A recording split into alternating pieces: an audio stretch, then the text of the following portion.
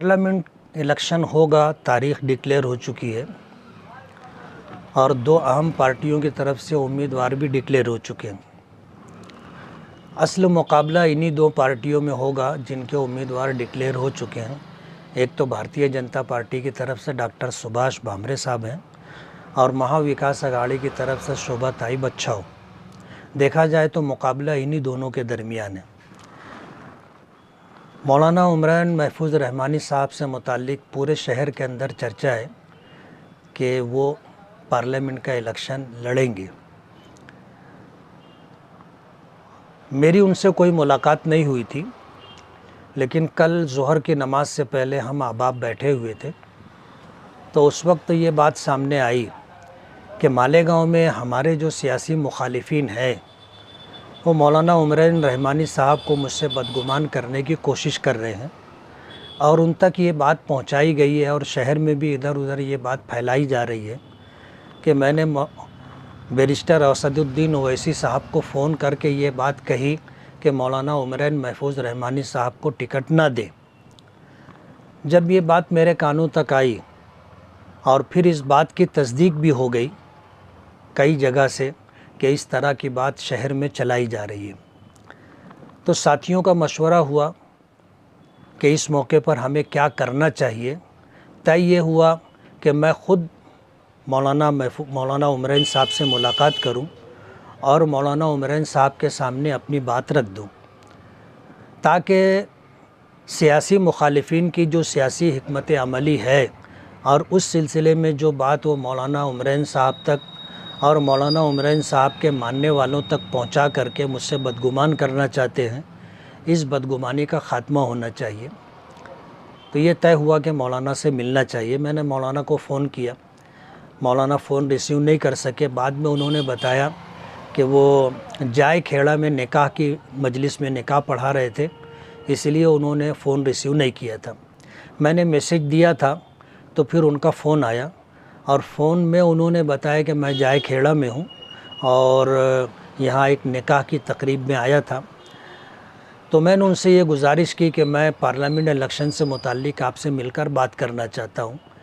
तो हम दोनों के दरमियान मगरिब बाद का वक्त तय हुआ और मुकर्ररा वक्त पर मैं मगरिब बाद पहुँच गया और मौलाना के सामने मैंने अपनी बात रखी कि मेरी हाज़िरी इस मकसद से हुई है कि हमारे सियासी मुखालिफिन आपको मुझसे बदगुमान करने के लिए इस तरह की बात आप तक पहुंचाए हैं या पहुंचाएंगे और शहर में इस तरह की बात चलाई जा रही है कि मैंने बैरिस्टर असदुद्दीन ओवैसी साहब को फ़ोन करके मना किया है कि मौलाना उमरान साहब को आप टिकट ना दें।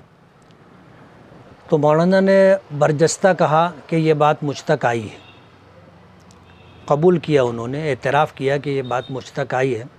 तो मैंने वहाँ पर ये बात कही कि बैरिस्टर असदुद्दीन ओवैसी हों, महाराष्ट्र के सदर इम्तियाज़ जलील साहब हों या कारगुज़ार सदर गफ़्फ़ार कादरी हों या शिमाली महाराष्ट्र के सदर डॉक्टर खालिद परवेज़ हों या मालेगांव ज़िला नासिक के सदर अब्दुल मालिक यूनुस ईसा हों, पार्लियामेंट इलेक्शन को लेकर के मेरी किसी से कोई भी बात नहीं हुई है और मैंने किसी को फ़ोन करके ये नहीं कहा कि वो आपको टिकट ना दे। अच्छा हुआ मैं आपके पास आ गया और मैंने ये बात आपके सामने रख दी। मेरी गुजारिश ये है कि मुझसे मुताल्लिक़ आपके बारे में जो भी बात अच्छी या बुरी आप तक पहुँचे, आपको ये हक़ है कि आप मुझे फ़ोन करके उस ताल्लुक़ से पूछ लें या अगर आप बुलाएं तो मैं आ जाऊंगा और उस बात का तस्फ़िया कर लेंगे। ये मैं गुजारिश लेकर के आया हूँ और मैं ये चाहूँगा कि लोगों की किसी भी बात पर आँख बंद करके भरोसा ना करें, बल्कि आप मुझसे पूछ लें। तो मौलाना ने खुशी का इज़हार किया और उसके बाद मौलाना ने मुझसे ये बात कही कि मैं अब बात तो हो गई है, अब मैं आपसे राय लेना चाहता हूँ, लेकिन मैं आपसे सियासी तौर पर कोई राय नहीं लेना चाहता। सियासी राय देने वाले बहुत सारे लोग हैं, मैं ये चाहता हूँ कि आप मुझे रूहानी और मजहबी एतबार से राय दें कि मुझे क्या करना चाहिए। तो मैंने उनके सामने ये बात रखी कि मैं इस रास्ते से गुज़र चुका हूँ और जिन मराइल से गुज़र करके मैं आया हूँ उस सिलसिले में मेरी अपनी आप बीती आपको बताऊंगा कि मुझे रूहानी तौर पर या मज़हबी तौर पर जो नुकसान हुआ है वो नुकसान आपसे मैं शेयर करना चाहता हूँ। पहली बात तो ये है कि जब तक मैं सियासत में नहीं आया था, नबी करीम सल्लल्लाहु अलैहि वसल्लम की बारहा ख्वाब में ज़ियारत होती रही। लेकिन जिस वक्त मैं सियासत में आया, सियासत में आने के बाद 2007 से ले कर के पिछले 4 महीना पहले तक ये सिलसिला मौकूफ़ रहा, यानी हुजूर की ज़ियारत से मैं महरूम हो गया। 4 महीना पहले जब मैं अपने अहलो अयाल के साथ उम्रे पर गया था, तो मदीने मुनव्वरा जब मेरी हाज़िरी हुई, तो मदीने मुनव्वरा हाज़िरी पर मैंने हुजूर की नाराज़गी ख़त्म हो इस ताल्लुक़ से मैंने 2 अमल किया था। उसके बाद मदीने मुनव्वरा में जब मैं ज़ुहर की नमाज़ के बाद सोया, तो ज़ुहर असर के दरमियान ख्वाब में मुझे सरकार की ज़ियारत हुई और मैंने मालेगांव के हमारे एक साथी मौलाना अलीमुद्दीन भी ख्वाब में मुझे नज़र आए कि वो मेरे साथ हैं। मैंने ये देखा कि हम लोग हज पर हैं, हम भी एहराम में हैं और हुजूर पाक सल्लल्लाहु अलैहि वसल्लम भी एहराम में हैं और हज के अरकान की अमाल व अदायगी हो रही है। हुजूर आगे हैं और हम लोग पीछे। तो ये एक लंबा ज़माना इस तरह गुज़रा कि मैं हुजूर की ज़ियारत से महरूम रहा। दूसरी बात यह कि सियासत में आने के बाद जो रूहानी नुकसान हुआ है वो ये कि जो मेरे अपने मामूलात सुबह शाम के थे वो मुतासिर हुए। हत्ता के बसा औक़ात मस्जिद की जमातें छूट गई। कभी ऐसा भी हुआ कि नमाज के ताल्लुक़ से हम लोगों को नमाज की जगह नहीं मिली और ये हुआ कि भाई अब नमाज के लिए क्या करना चाहिए, कैसे करना चाहिए। तो सबसे पहले मस्जिद छूटी, मस्जिद के बाद बाजमात नमाज छूटने लगी और फिर उसके बाद ऐसे मौक़े भी आए कि हम लोग ऐसे मकामात पर रहे और नमाज का वक्त हो गया तो नमाज पढ़ने की जगह भी नहीं रही। ये नुकसान हुआ। मज़हबी तौर पर नुकसान ये हुआ कि जब मैं किसी सियासी पार्टी से जुड़ा हुआ नहीं था तो सभी लोग मेरा एहतराम करते थे, मानते थे और एक मज़हबी एतबार से मेरी इज़्ज़त और इकराम किया करते थे। लेकिन जब मैं सियासत में आया तो मेरे किसी न किसी सियासी पार्टी से ताल्लुकात रहे, तो वो अहबाब जो दूसरी सियासी पार्टियों से ताल्लुक़ रखते थे, माजी में वो मेरा एहतराम करते थे, ये बात ख़त्म हो गई। वो लोग जो मुझे कभी अच्छा कहते थे अब वो लोग मेरी बुराई करने लगे, हत्ता कि पीठ पीछे गालियाँ तक देने लगे। हद ये हो गई कि जो मैंने सोचा नहीं था ऐसे इल्ज़ामात मुझ पर लगने लगे। अब जाहिर बात है कि मैं कहाँ कहाँ सफाई देता फिरूँगा। और चौथा नुकसान समाजी तौर पर यह हुआ कि लोगों में हसद पैदा हो गया और ये कहने लगे, यहाँ तक बात आई कि भाई इनके दादा तो ये काम करते थे, इनके अब्बा तो ये काम करते थे। यानी हमारी गुर्बत का जो ज़माना था उसका तज़किरा लोग इस तरह करते थे कि जैसे मैंने बहुत बड़ा जुर्म किया जो सियासत में आ गया और आज अल्लाह ने सियासत में आने के बाद नवाज दिया।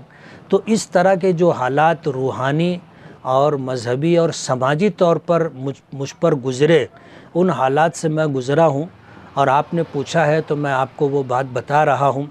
अब आपको ये फ़ैसला करना है कि आप में ये हिम्मत और हौसला है कि इन ऐसे हालात का आप सामना कर सको। कल तक जो आपके जो है कदम बोसी करते हों, दस्त बोसी करते हों, आपकी खिदमत और सेवा करते हों, आपके आगे पीछे खिदमत के लिए लपकते झपकते हों, कल वो लोग आपकी मुखालफत शुरू कर देंगे और इस तरह बेहुदा इल्ज़ामात आप पर लगाएंगे जिसका तसव्वुर भी आपने नहीं किया होगा। मैं इन सारे मराहिल से गुज़र चुका हूँ। और आपने कहा कि आपको कोई सियासी राय नहीं चाहिए, इसलिए मैं आपको कोई सियासी राय नहीं दे रहा हूँ।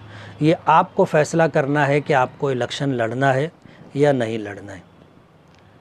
मेरी मौलाना से ये बातचीत हुई तो मौलाना ने ये सारी बातें बड़ी तवज्जो से सुनी और अपने मुताल्लिक़ उन्होंने जो बात कही कि इलेक्शन लड़ने के ताल्लुक़ से या सियासत में आने के ताल्लुक़ से मेरी 2-3% चाहत थी।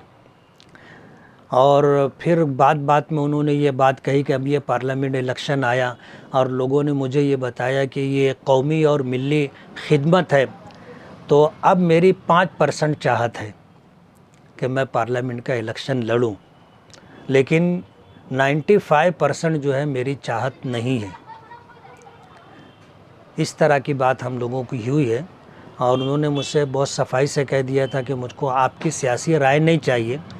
इसलिए मैंने दिल ही दिल में अल्लाह का शुक्र अदा किया कि बहुत अच्छा हुआ कि मौलाना ने ख़ुद ही कह दिया, वरना मुझे बादिल नाखास्ता कहना पड़ता कि आप इलेक्शन मत लड़िए।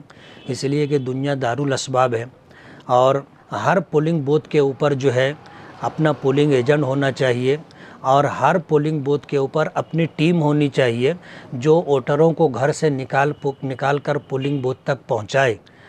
जाहिर बात है 6 असम्बली कॉन्स्टिट्यूशन है और इस कॉन्स्टिट्यूशन के अंदर जो है इतनी बड़ी तैयारी हम लोगों के पास नहीं है और जाहिर बात है कि दारुल असबाब में रहते हुए बग़ैर सबब के लड़ाई के लिए उतरना, जंग के लिए उतरना, मुकाबले के लिए उतरना परले दर्जे की बेवकूफ़ी है। अगर असबाब और वसाइल होते तो बात और थी, लेकिन सिर्फ़ अपने गुमान पर ये समझ लेना कि मैं फॉर्म भर दूंगा और चुन करके आ जाऊंगा, ये ख्यालस्तो मुहालस्तो जुनू